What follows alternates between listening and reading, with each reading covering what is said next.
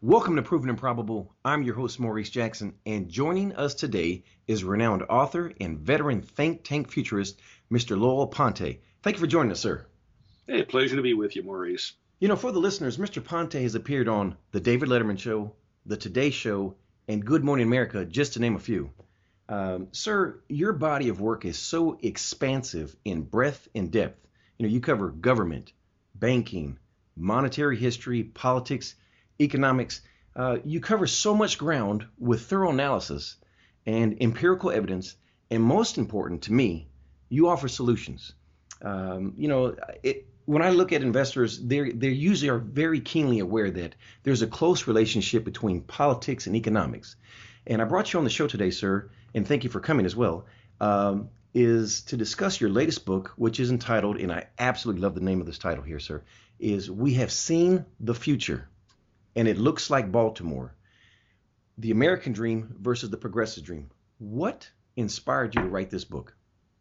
Well, all six of the books I've done with Craig Smith have touched on the theme of progressivism, which is the great competing political social philosophy in the United States, a philosophy that is rapidly undermining the American dream and changing much of what we and free enterprise people believe in.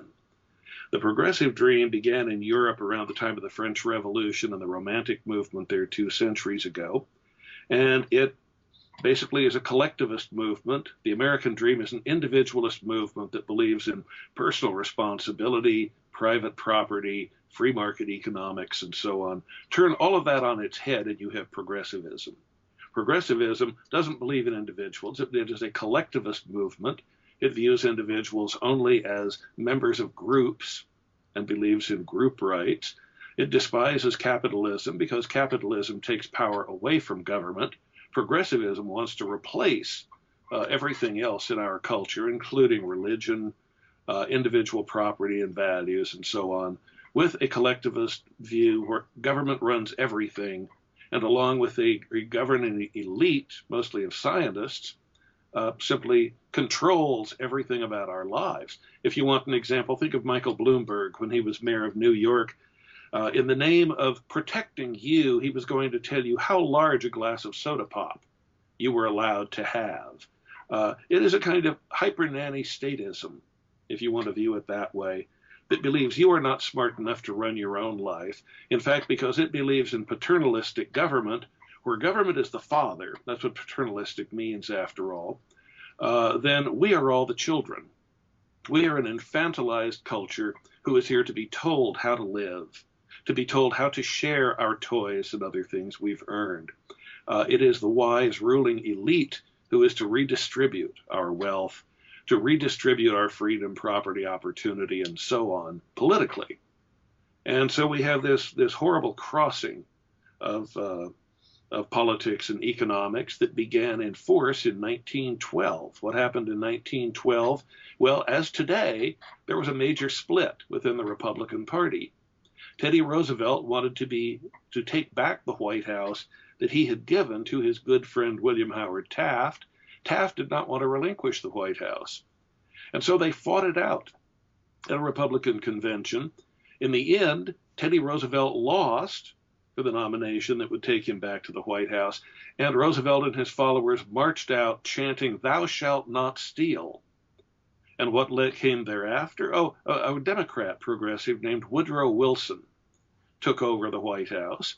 And within a year, Woodrow Wilson had given America the following: the progressive income tax, the Federal Reserve Board. By the way, the Federal Reserve, if you look at its charter, was explicitly created, and they're quite open about this, to create or to provide an elastic currency. That is a currency designed to replace that nasty old gold-backed solid money that the politicians could not print out of thin air as much as they wanted. Every dollar they printed had to be backed by gold, and that constrained them, and they did not want to be constrained.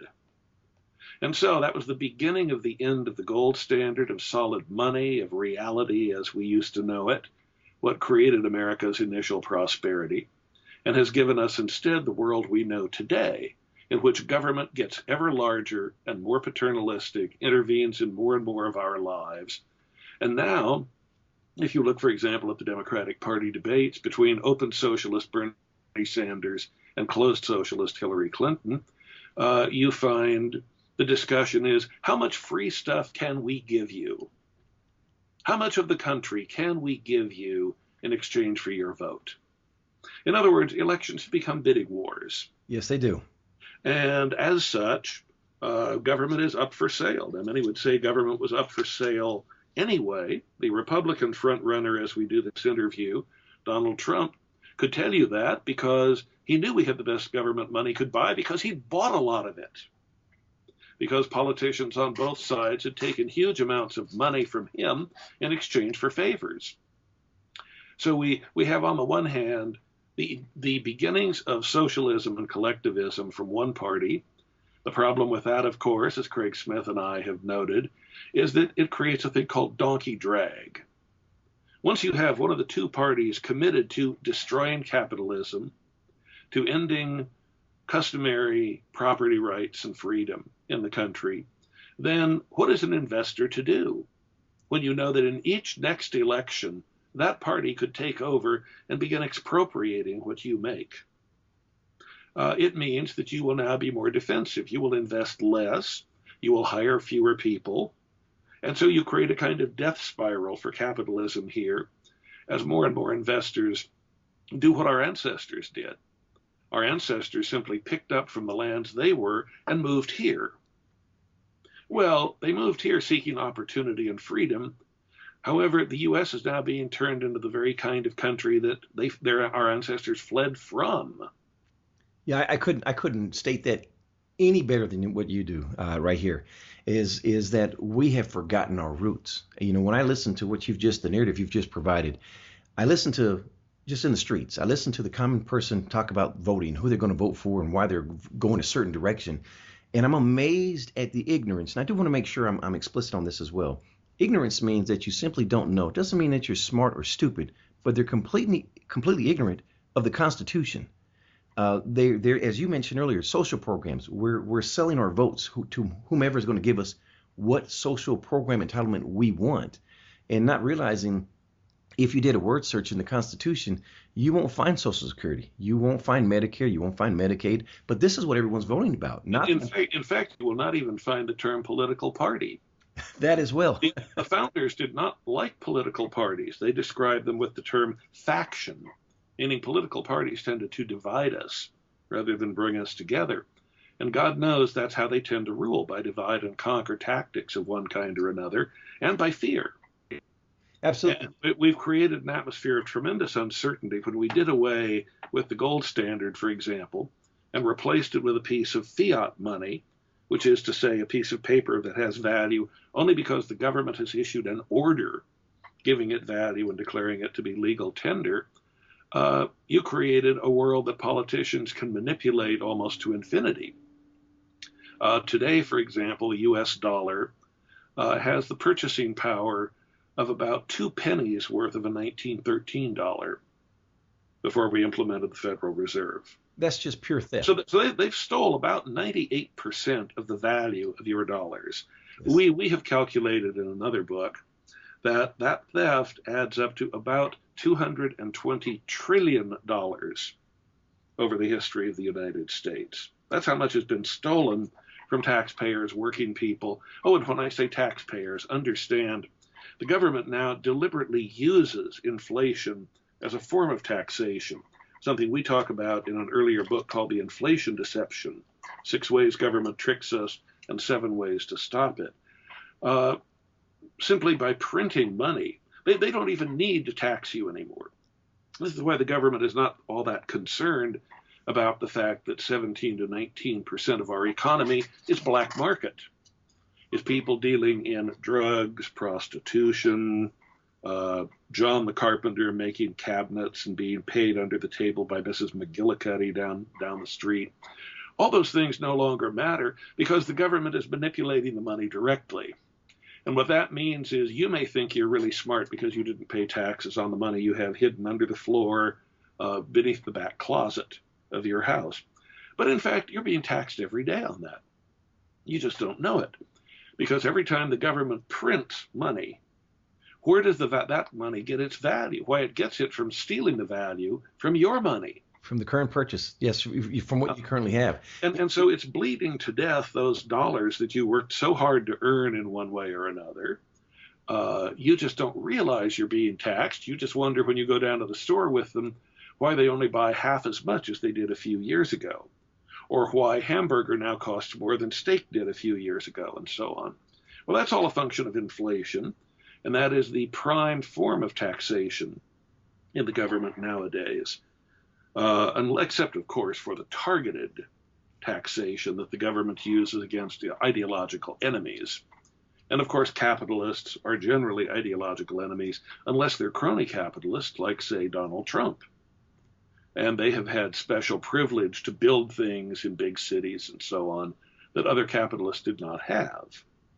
That all comes from being very close to the government. And so on the Republican side, we're no longer a capitalist country. And on the liberal side, if you want to call it that, the progressive side, we're no longer a free enterprise country. We are far down the road to a collectivist system. Today in America, 49.5% of American households have someone living there who gets a special government benefit check of some kind, other than Social Security or Medicare. If you count that, then we are overwhelmingly down that road. Yes. And we have seen the dollar become more and more insecure as a currency. Oh, you can still buy things with it, but that will not last much longer. Ask Denny Hastert, former Republican Speaker of the House a few years ago, who was arrested for taking his own money out of his own bank account and giving it to someone who was blackmailing him. Well, he was arrested for that. Why? Because he had not filled out the appropriate government forms your bank now is forced to get from you. Forms that, this is part of the act of your bank spying on you routinely now that the government requires. One of 20 reasons we give in one of our books called Don't Bank on It, The Unsafe World of 21st Century Banking. One of the 20 reasons why you are now insane to have a bank account. I mean, it is the worst possible place you could put your money. A higher risk place than almost anything else you could think of, other than just dumping it out on the street in front of your house. Well, if I may stop you there for a second, I speak to bankers all the time regarding the FDIC and their ignorance regarding the FDIC. I wrote a blog regarding that very subject matter, and also made them aware of capital controls. You'll be surprised how many bankers really aren't aware of it. And the average common citizen, again, they're not aware. So for the listeners, if you're not aware, a form of capital control would be when you go to your ATM machine, you can only withdraw so much currency out of the ATM machine.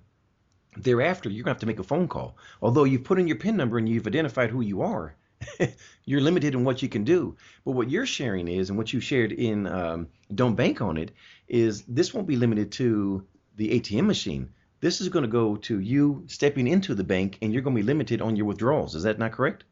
Oh, that is definitely already happening. In fact, that's what inspired us to write this book a few years ago.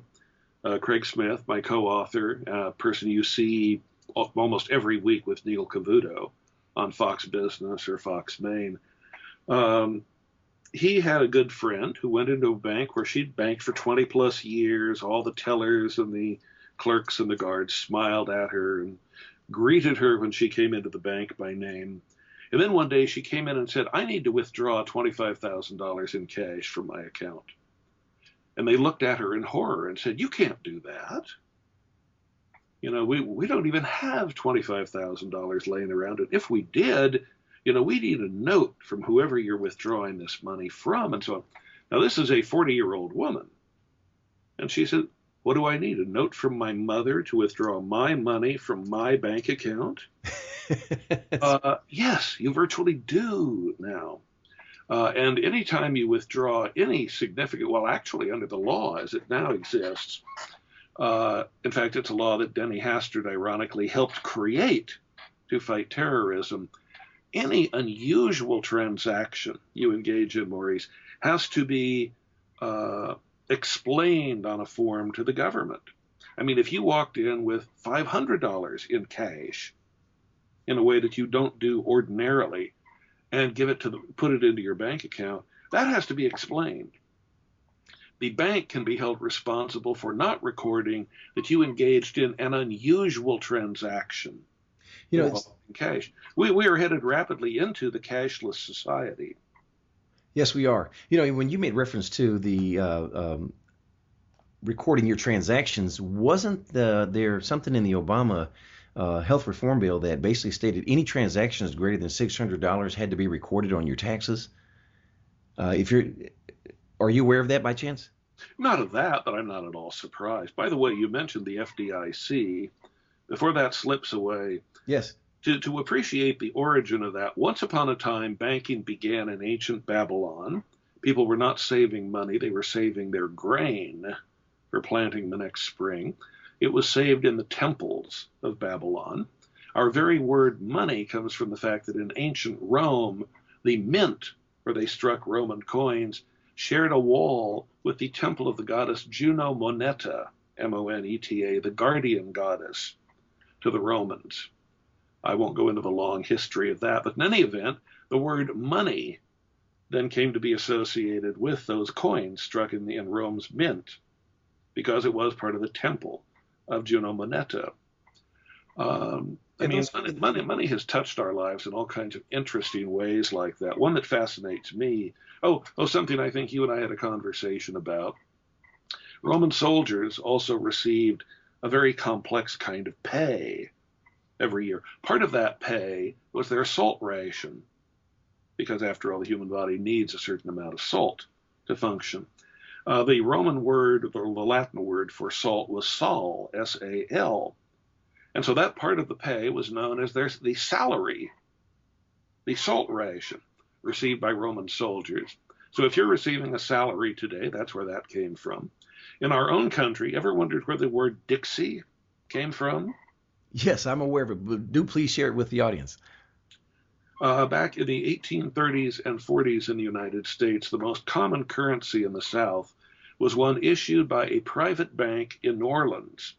New Orleans had, of course, originally been a French city, and so this bank, the money that they issued included French labeling. The standard currency across the South then was the $10 banknote of this bank, and the word 10 in French is dix, D-I-X. So the notes that the South came to be identified with as their money came to be called Dixies. The South came to be called Dixieland, and eventually it just came to be called Dixie, period. So this is how money can affect us in some surprising ways. It all came from putting DIX 10 in the corner of a banknote in the 1830s and 40s. I'm always fascinated with monetary history because it gives you an insight to the past as well into the future. And when you put that all together, it's fascinating. Thank you for sharing that with the listeners. Oh, well, you can go on it. For example, they still measure gold in jewelry in grains.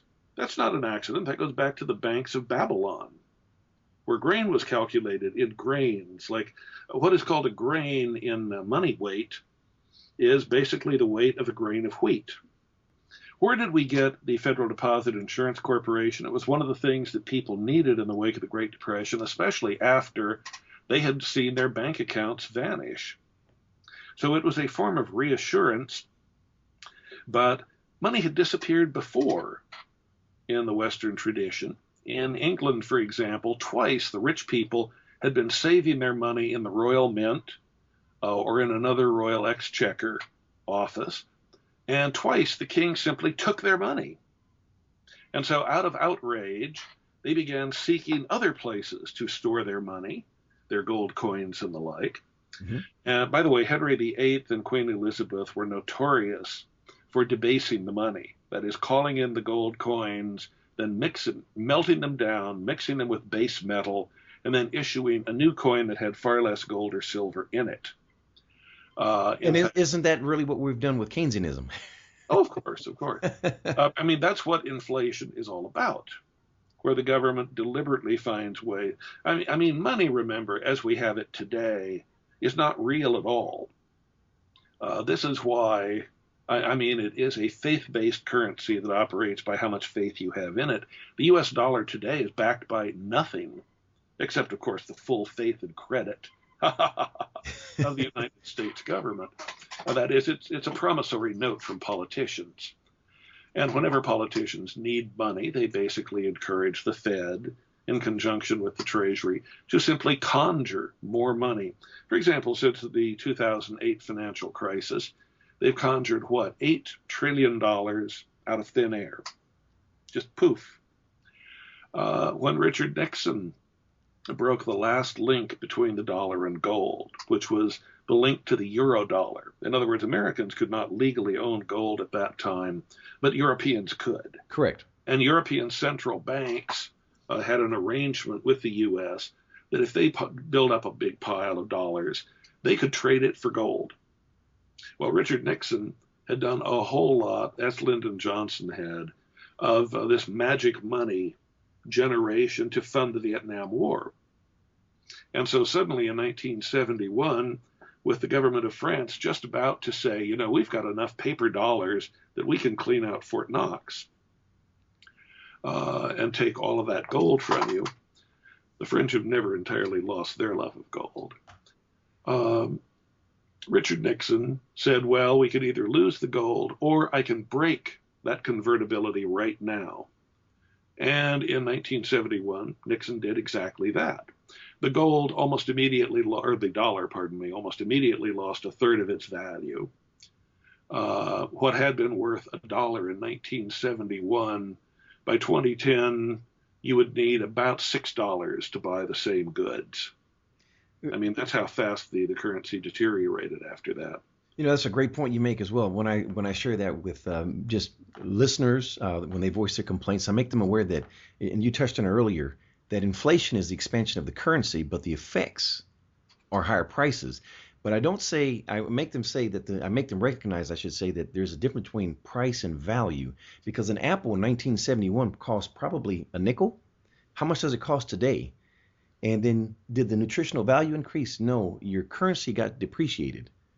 And you're hitting on so many great points here that well, something people forget when they talk about economics. Economics is a social science. Yes, it is. If you talk to a chemist or a physicist, they will tell you psychology isn't a real science. It's just made up. In fact, there's a huge controversy right now emerging in the world of psychology because they find that a lot of the studies that have been done cannot be replicated. And replicability is, of course, the gold standard, if you will, for whether a scientific conclusion is real or not. But the point is, economics is a social science. And a lot of that science is, how much are people willing to buy for a piece of paper called a stock or a bond? How much are people willing to buy for a Cabbage Patch doll that you fight for one Christmas and don't even care about the next? Mm-hmm. I mean, we have a society in which more than half of marketing or sales are not necessary. They're not necessary for food or survival or anything else. They are appealing to some other aesthetic or trend or style or whatever in people. And people are willing to spend their money for it. Mm. And so how do you get people to value things in an appropriate or reasonable way? That's one of the big perennial challenges. Yes, it is. Because people's idea of what has value and what doesn't is constantly changing. And a whole lot of our economy is dedicated to imparting value to things that may have no real value at all. What does it mean, for example, when you have people willing to pay huge amounts of money for paintings by a particular artist? Is he really a great artist? Well, as long as you have a market of people willing to buy that artist's work, you can say it's like any other investment. But we've seen markets like that dry up overnight. I mean, this is what makes economics so fascinating. Well, you know what makes it, in addition to that, if I may, is we've discussed the Federal Reserve. So you have non-elected officials essentially trying to determine those behavior patterns, and they're never ahead of the curve. They're always reactionary, aren't they? Well, they almost have to be. But remember, they're also trying to, I mean, who do they serve, is I guess a way to put it. The original mandate of the Federal Reserve was they were supposed to keep the dollar stable.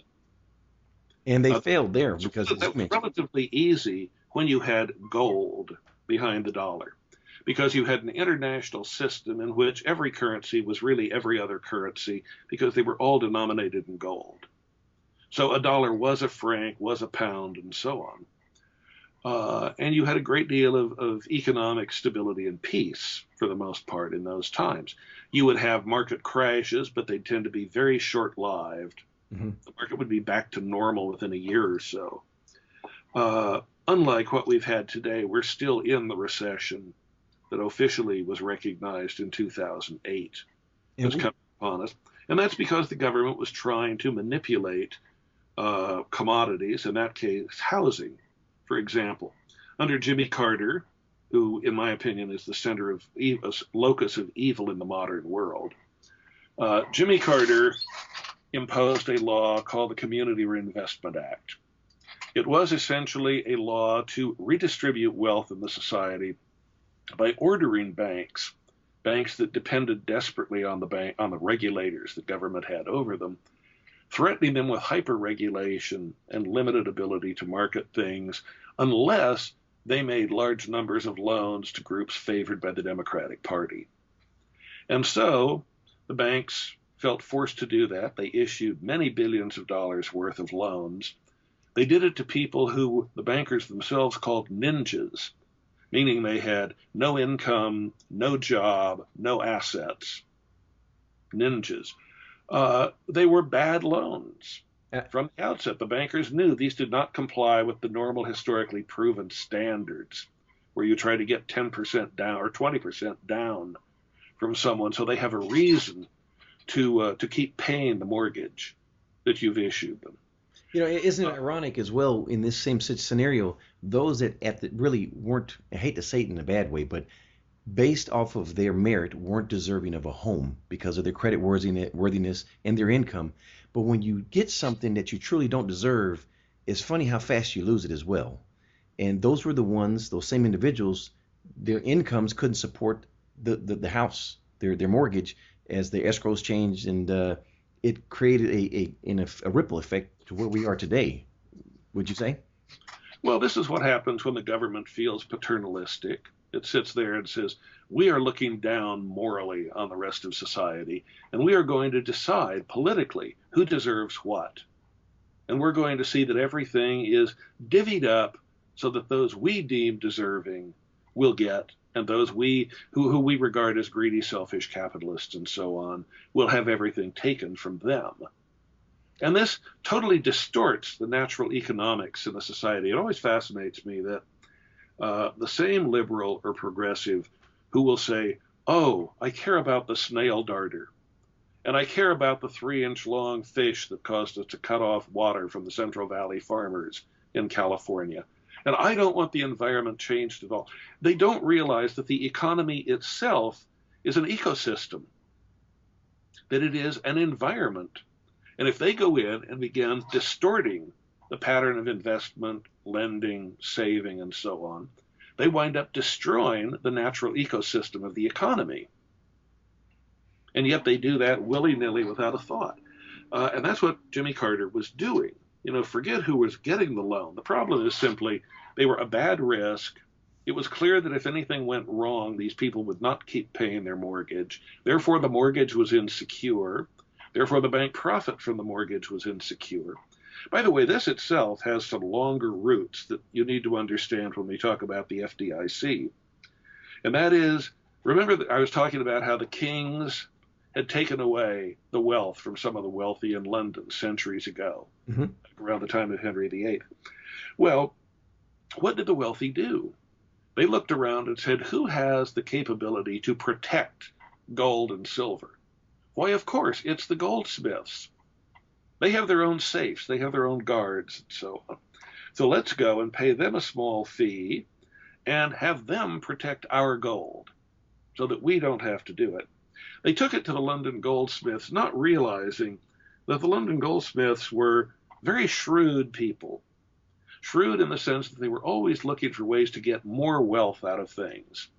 And the London goldsmiths quickly noticed that, Count so-and-so gives you 1,000 gold pieces, and you give him a paper receipt.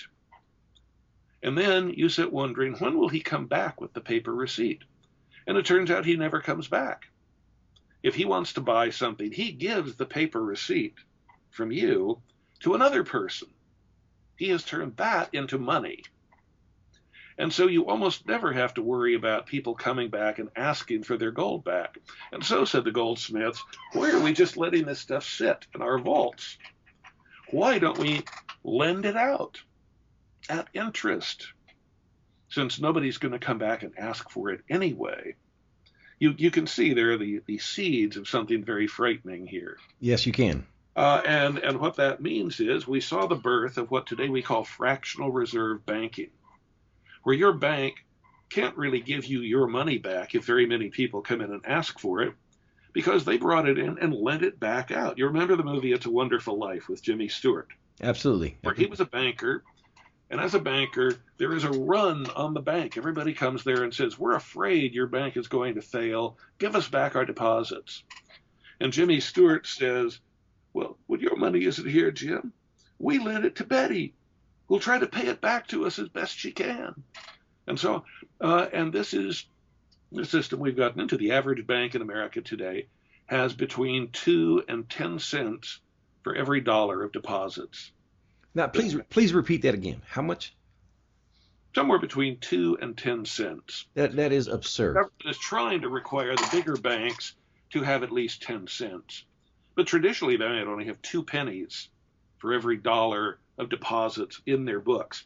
So if everybody came down at once, you remember when we were kids in colleges, there was always that smart engineering student who said the toilets have worked well here for 100 years, but I figured out that if everybody on the campus flushes their toilets all at once, it'll overload the system and the pipes will explode. And the engineering kids would then work out exactly which toilet should be flushed when to blow up the system. Well, you can do that with banking. If everybody came down and said, we want our money back right now, if you have what's called a run on the bank, you have a world of trouble because the bank has nowhere near enough money to pay everybody back at one moment. Now, of course, they have more money today for reasons we could get into, because thanks to Barack Obama, he is now formally at the G20 that happened down in Australia a year ago. He has formally agreed to the concept of the bail-in that was accepted in Greece, in Cyprus, now in much of Europe and Australia and so on. The concept of the bail-in is normally you would think that your bank account is yours. But if in fact the government has to penalize a bank, if the government needs money from a bank, how does it get it? Oh, it just now declares that your bank account is part of the bank's assets that can be used to pay that off. And there we have theft again. And there we have theft. So in other words, your money is incredibly insecure in a bank today if anything becomes unstable with the bank. And the banks are in worse and worse shape. In any event, the way people were protected from this fear of a bank run and their money just vanishing, the government of the 1930s implemented the Federal Deposit Insurance Corporation, which adds on top of fractional reserve banking the magic of fractional reserve insurance. Yes. Now, why do I call it that? Because suppose we did have a major crash in the economy today. Could the Federal Reserve cover it? I noticed in your very fine essay on this, you said that your account would be covered to $250,000. Well, if all you have is one account or two accounts or whatever, yet most people don't realize that $250,000 does not apply to accounts. It applies to institutions. What that means is, I've talked to people who said, well, I know it says 250,000, Lowell, but I was careful. I was smart. I took my $500,000 and I broke it up into 4 accounts. So I've now got 4 accounts in that bank, and if each of them is protected to 250,000, I have no problem. And I say, go back and read more carefully what the FDIC says. It will insure 250,000 per institution, meaning if you have It doesn't matter how many accounts you have. As soon as what you had in there gets to 250,000, that's all they're guaranteeing. If you have another 10 separate accounts with 100,000 each, the FDIC has never failed in its history to cover that, but legally it could. It could just refuse to pay. Now, here's the main problem with the FDIC, though, apart from that little thing most people don't know. And that is, we figure in a normal, serious crisis, the most the FDIC could muster on any given day, its assets, its backing security, is in the range of 25 to 60 billion dollars, which you would think would be a lot of money, except the FDIC, you use the figure 9 trillion. We in our earlier research used the figure 7 trillion. But let's say at minimum, they are insuring $7 trillion worth of accounts, and they're doing it with less than $60 billion. You will notice there's a slight disparity. Actually, we figure in the next to most dire possible situation, the Federal Reserve and the Treasury would step in, and in the short run, they would lend the FDIC up to $500 billion, which would be enough for most banks except the top 5. But the difficulty is, at $500 billion, that means the FDIC is able to protect 1 out of every $14 that it claims to insure. So if your dollar is part of the other 13 14ths of dollars, you could be out of luck very easily. And when you mention luck, that means food, mortgage, gas. That's what you're referring to, and I want to make sure listeners are aware. I hope people realize that half of all the bank accounts held by Americans, half of them are held by just the 5 biggest banks: Bank of America, J.P. Morgan, and so on. Wells Fargo. You go beyond those 5, but if even one of those 5 banks collapsed, the FDIC does not have enough reserve to cover it, and might not be able to cover it. In fact, technically would not be able to cover it with $500 billion. No, they wouldn't. No. People don't understand how big the biggest banks are in this country, and people don't understand how big the biggest debt in the country is either. I mean, we're always told about the government being in debt $19 trillion. Understand, that is roughly the entire gross domestic product of the United States for a year. That's the work of everybody, every company, every maker of anything or service provider. That's everything they make for a year. That's how deep we're in short debt. Now, in long debt, or what's called total debt, meaning debt private and public, total debt in the U.S. is about $70 trillion. $70 trillion is not the GDP of the U.S. $70 trillion is the gross domestic product of the entire planet, of all 7.5 billion people on the planet. You know, I'm shaking my head in disbelief, but it's very. No, but we're just beginning. This is what people don't understand. Then beyond that, there is the magic world of unfunded liability, meaning, for example, every year, Social Security's liability increases by up to $5 trillion. The entire government spending is only a little over $4 trillion. But the long-term debt incurred that a private company would be required to calculate, but our government keeps off the books. Social Security's long-term indebtedness increases by nearly $5 trillion a year. If you put together all of the unfunded liability, it's in the neighborhood right now of at least $125 trillion. Now, that's still far short of where we really are. Because if you have studied astrophysics, you know that nowadays they talk about a thing called dark matter in the universe. That is, by measuring gravity patterns in the universe, we know that there is a lot more matter out there than can be seen. In fact, there's about 10 times more matter in the universe than we actually see. And we can tell this by how gravity is operating. The dark matter exist in the financial universe too. in a realm called derivatives. Yes, exactly. Derivatives are basically documents of value created by all kinds of exotic private agreements. These private agreements could be mortgages. They could be mortgages relative to something else.